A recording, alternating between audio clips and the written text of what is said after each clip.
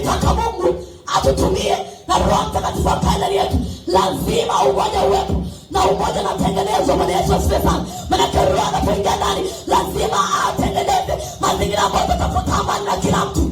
Kama Biblia inasema kwamba tafuteni kuwa na amani na kila mtu.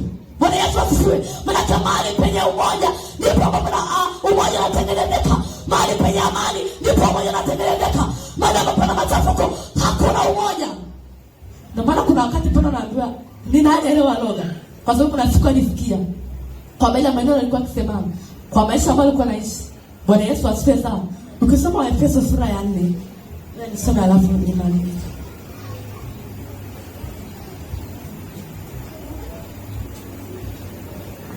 Waefeso sura ya 4. Sura ya 4 mstari wa 2 Biblia inasema, na msi Eodia moja na kusema mstari wa kuna sema na Yesu. Kama utakuwa umepata, naomba nisaidie. Sura ya 2. Kama mtasoma.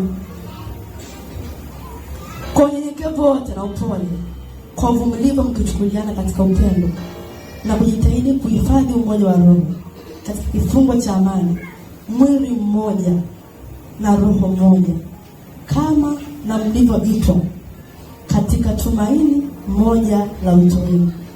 Bwana mmoja, imani moja, ubatizo moja, Mungu mmoja, naye ni Baba wa wote, aliye juu ya yote na katika yote na ndani ya yote. Lakini kila mmoja wenu alipewa neema kwa kadri ya kipimo cha kipawa chake Kristo. Bwana Yesu asifiwe sana. Tunaona hapa Baba anaandika, anazungumzia kwa habari ya umoja. Anasema Baba mmoja, roho moja.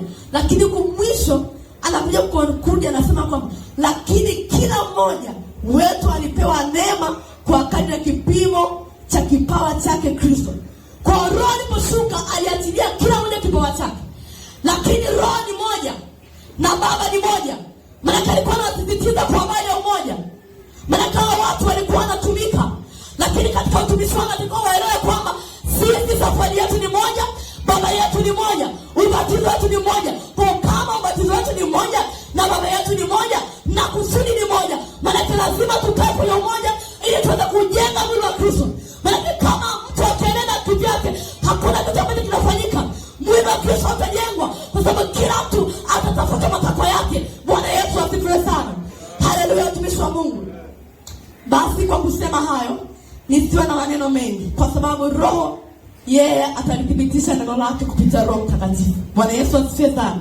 Kutengenezwa kwa ajili ya kila kazi njema ya Mungu. Bwana Yesu asifiwe. Roho Mtakatifu ndiye anayetutengeneza.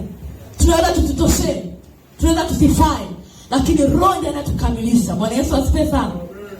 Haleluya, naomba tusimame. Na Kristo.